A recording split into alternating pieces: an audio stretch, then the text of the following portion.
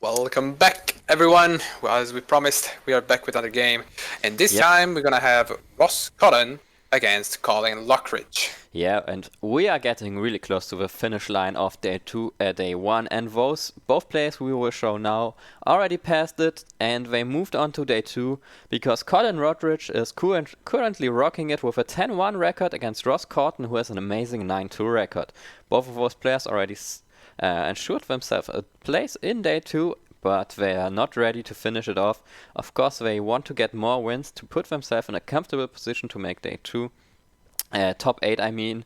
So yeah, both have an amazing record, and Indeed. yeah, And the most interesting thing about this is that they're playing the same deck. They're playing ADP Spiritomb, both of them. I'm checking their list right now, and it seems to be almost 60-60 mirror. There are just some cards of difference. But however, it's very interesting. This deck basically just came out with the last qualifier, but people have adopted it very successfully. yeah, it's really the big story of these qualifiers. I feel like it's been the most rogue deck, like the most successful rogue deck. We've seen Mill be having really good success, but ADP Spiritomb is played so little in comparison to Mill, and is still showing up with amazing success. Especially Ross, who made top 4 last time, and now he's able to put himself into day 2 again, and he's looking to finish off strongly once more. Maybe he can make the back-to-back top 8 with his crazy ADP Spiritomb deck would certainly be amazing. And it's just such a strong deck. Indeed, indeed. ADP Spiritomb, as we said, another idea of using the ADP Altered Creation Jacks, which has proven itself to be a checkpoint for many types of deck that were just overcome by the ability to draw extra prizes. Yep. But yes, we see Ross Cawthon, as we talked before. I think we casted the game together as well. Yeah. He is famous for playing these rogue decks. These very innovative and very strong type of decks that are able to just flip over the meta. I see where we see them actually leading into the game right now, just waiting for his opponent to accept, and there we are. And there we go. And yeah, so who do you think will be favored in this matchup? Well, I think for sure the person that will go first will have a slight advantage if I go from there. I think what's really important is to start piling up the damage with that Spiritomb, because the Spiritomb obviously can be charged in just one turn, but it's pretty hard to have all those jinx in play. And as well, I'm pretty sure to see the Shrine will just be on the board forever. Yeah, it's pretty interesting. We've seen usually the Shrine of Punishments has a great synergy with Jinx because you put damage on your own ADP, which is really tanky, and then you move it to your Spiritombs because it's likely that the ADP stays on the board quite some time, so it helps to speed up building speed on those Spiritombs quite a bit. And it also damages your opponent's Pokemon in the meantime, so the synergy of this deck with Shrine of Punishments is really great. Indeed, And it's yeah, very innovative for him to play multiple copies of the Jinx. The Jinx, obviously, it's sort of an engine. It's not a consistency engine, but it's definitely a damage engine, Yep. and it works really well, as you said. Yeah. So we see right now match- Colin going to stop. Oh, that's the energy. That's all he wants. Oh yeah, Colin going first, so he's already in a decent position to defend his 10-1 and go to 11-1. And a quick ball too to Yeah. top it off. That's gonna mean building Spite. It's gonna start to tick up, and even a Hassle Belt. Excellent stuff here. Yeah, I was gonna say the Shrine of Punishments, unlike in other matchups, it's kind of a double-edged sword in this one because it does help you to build up your damage, but Spiritomb, unlike other decks, is able to reach incredibly high amounts of damage. So if that Shrine maybe is there for 1 or 2 turns, and your ADP might already be softened up enough to be knocked out by a Spiritomb, so this might definitely be something to keep in mind. And we see as well Ross having sort of the same start, maybe less consistent, but he will have access to a supporter, lucky for him. And we see him just attaching this energy to his ADP, and that's really what he wants to do. There we go, Marnie. Shuffling back the cards, putting them at the bottom. And he also finds the Jirachi, no way to retreat into it, however. Still a worth card to put down. No Spiritoms, however. That's worth mentioning. Yeah, by the way, I've said it earlier again already. Ross's layout messes up. Ross's screen share messes up our layout a little bit. So the icons don't Yeah, so exactly fit he's it. using a Mac apparently, so that's Yeah. gonna.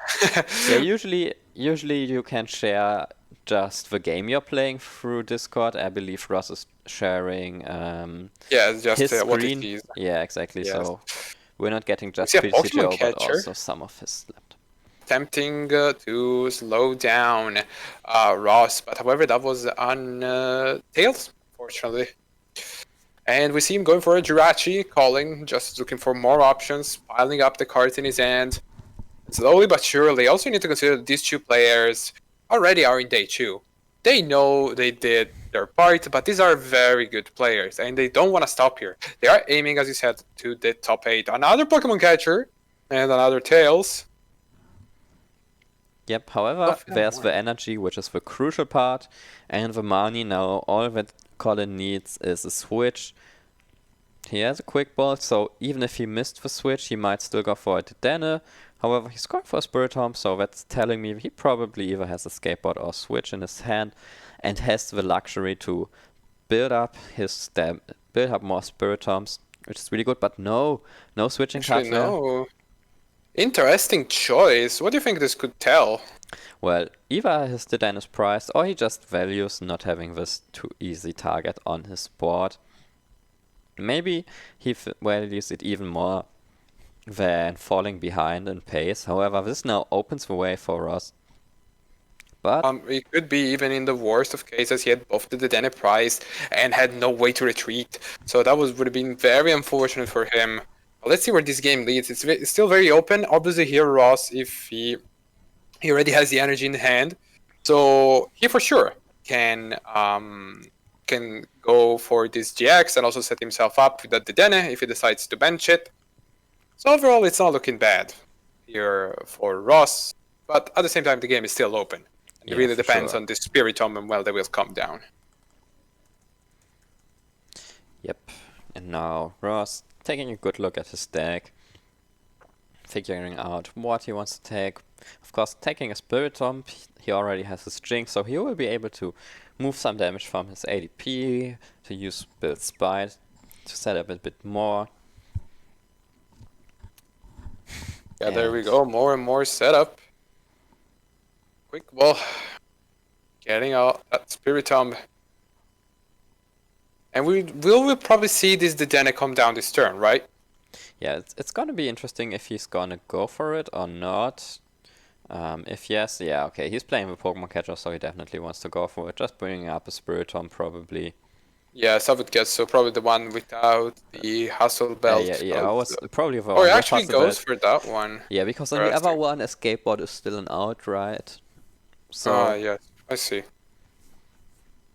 with the Hustle That's a Belt. fair choice. That's a fair choice. So even an skateboard to attach to that Jirachi. However, the rest of the hand is not too exciting. There's only one more Jinx, but no supporter for the next turn. But let's see where this leads him, because you can move one more damage, and that Spiritomb is starting to look real scary. Yep. And yeah. However, Ross board is a bit awkward right now. He only has space for a single Spiritomb. Indeed. He might be able to just charge up to 40 damage with the help of a Rainbow Energy each turn on a new Spiritomb. But as you said, it's pretty weird because you might want to have either 2 Spiritombs benched or even a Spiritomb that would be able to deal more and more damage thanks to the Big Charm, for example, which needs then to be more turns into play. Oh, luckily for Ross here, there's a Marnie, which gives him a better hand for sure. Yep. And the Spiritomb is forced to retreat, discarding a Rainbow Energy. That's not too good. At the same time, he really needs this GX to be activated. Yep. And so there it is, Altered Creation. Yeah, and Altered Creation putting Colin's ADP already at 50 damage, so Ross now... Very big. Yeah, so Ross might be able to take a knockout on it. If he finds something like Switch and either Hasselbelt or either Hasselbelt Big Charm. or Big No, Charm I will do think it. yes. He already does 190 like this, I believe. Yep. So he just needs um, 30 more damage, which is gonna mean yes, probably the Hasselbelt Yeah, or he one just needs more. one of his tools and a switching Yes, card to take the exactly. knockouts here, So, and that would so mean, he goes for Jirachi, thinning out his deck. yeah, and if he's able to do that, it means, well, Ooh, interesting. Goes for a not research. attaching the energy That's here. very weird. That's I think what he wanted to extreme. do, it was just seeing if he was gonna draw the switch. But he got kind of punished Yeah, by this I play. don't know. I feel like he forgot to attach the energy because I can't see any reason not to attach the Yes, rainbow. the only reason would be to just wait for the next, to see what's in the next hand, and if there's no way to retreat, you just attach another energy to the ADP, and then you attack with it. However, this came back to bite because he didn't find a single energy, Yeah, and so now it's gonna be tough for him. It's basically each player has lost a and turn in yeah, some way. had he just attached the energy, he would have had it. He could have just switched into a Spirit Tomb. He had the big charm, used his strings to put more damage on it, and that would have meant that he could have taken the knockout on the ADP, going down to 2 prizes because thanks to his full value GX attack, and then he would have had the ADP and the Spirit Tomb to threaten a knockout on the next turn. So it basically would have been the game, and now He got a bit punished for yeah, his zealous play, which was in a hypothetical world, it was the correct play, but unfortunately here it just was not what he should have done. Unfortunately, he couldn't know. He just knew there were a bunch of energies at the bottom because of the Chumarnis. So that was the only thing he could have done. So he moves the energy from the ADP to the Jinx. The Jinx are also amazing because they tank up the damage that goes on to the ADP from the Shrine of Punishment that yourself plays. So they're very interesting cards, and playing multiple copy of this never occurred to me. yep. So now it's on Colin, who might take back the advantage in this game. If he takes, I mean, basically he just needs an energy to be already in the lead. If he takes the knockout of Jirachi, that's already sufficient to then wait some Yes, time. exactly. He probably plays. I'm actually gonna check right now if he plays a Great Catcher. If he does, that means he does play a single copy of the Great Catcher, which means that he will be able eventually to come back to that ADP and finally snag the final knockout. So Yeah. at the same time here, Ross is an interesting position because he still needs to find a knockout on this ADP. However, if he tries to do the damage with no tool with the Spirit Tomb, the ADP will be knocked in between turns. This means that the GX from ADP will not grant him an extra prize. And so he will go to free prizes, which he does not really need. Yep. Yeah. One interesting difference from the lists is that Colin is only playing a single Big Charm and only playing 2 Jinx, so the damage on his ADP is already stacking much more as on Ross's, Yes. since Ross is using those Jinx to remove the damage, and he also has the Big Charm on the ADP. And yeah, Colin having attached this one Big Charm to ADP means that his Spirit Tomb is capping at 250 damage because it can only deal 190 plus the 60 of Hasselbelt, and yeah, he can't use Big Charm anymore to boost his damage even Exactly. further. He can't do as many damage as he would like. He decides to Great Catcher the ADP, which it's an interesting choice. I think he wants to go. Yeah, exactly. He wants to go for the setup with his own ADP. He deals 180 damage, and then the Spiritomb is gonna start trading. He already knows that this ADP is a bad target for Ross because he will be knocked out in between turns if he doesn't have another tool. So in that case, that would put him in a very favorable position. Let's see where this leads. Yeah, now Ross has another Rainbow, so here again he can go for the play where he attaches Rainbow, switches into Spirit Tomb, and then researches, and if he finds a tool, that will be enough to give him the game. So let's see if this I time mean, not he the goes. game, but the knockout, and then he will be in a good position. So yeah, he attaches the Rainbow, basically Goes to the making press for clear. research. Yeah, basically making clear that it was just a blunder There is the big from charm. his side. So this time he actually played not as zealously as before, and it actually paid off in this case. The same as it would have paid off before. So he has the big charm finally, and in the hand, which means he will be able to take the knockout this turn with this Spiritomb, drawing the 4 prizes that he really needs at this point. He even Yep. grabs himself an escape board, which is really good considering he doesn't need to use that switch that he has in hand. Yeah, and this puts him in a great position already. Means that, yeah, he's gonna go up for prizes, and he has this ADP and the Spiritomb threatening knockouts on the next turn, so it's already really tough for Colin to come back from this. And yeah, it's small adjustments that Ross is doing compared to what Colin has, that's putting Ross ahead. I think going for those Jinx, going for double Jinx was definitely a good play from... Indeed. The Jinx gives so much more flexibility with this deck. It just helps you protect your ADP, which basically takes no damage in between turns with the Shrine of Punishment. So basically, we'll just keep it on a constant life, assuring that you will not be knocked out from your own Shrine of Punishment, and at the same time, it helps set up your main attacker. So there we go, 4 prizes being drawn, and let's see if Colin is able to respond to this situation. It's very tough for him, I think. Yeah, he doesn't play any reset stamp, but he still has access to Marnies. He does play 4 Marnie. So if you can get a Marnie and disrupt Ross's hand, maybe that's gonna be... maybe that can put him back into the game, because Ross still needs an energy to Win, exactly. yeah, exactly. I would have really liked last turn if he had the possibility to set up another ADP. I think that would have really swung back the game, because the ADP cannot be one-shotted by Ross' board state, because his board state right now allows him only to put 1 Spiritomb down each turn. So if he was able to set up another ADP, maybe he would have been able to win this game, Colin. But right now it's looking very dicey for him. Yep, for sure. So let's see, there's the retreat. Probably has the energy in hand as well to take a knockout with this Anguish Cry that deals way more damage than necessary. Yeah.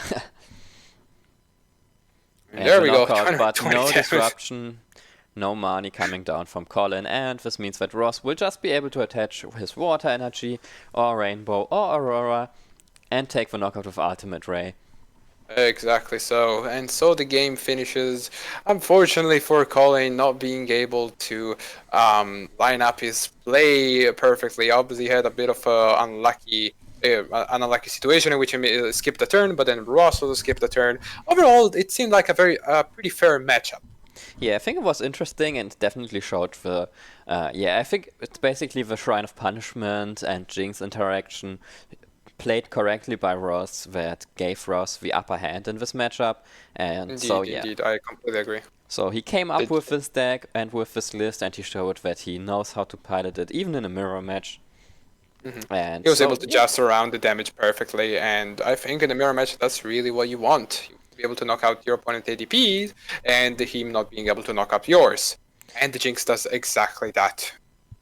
Yeah, so Ross in day 2 at 10-2 in a great position to maybe make top cut once again. So we will go to a quick break, but I believe at round 13, which will be our last round, it will be ready shortly. So don't go anywhere, and we will be back soon. Après.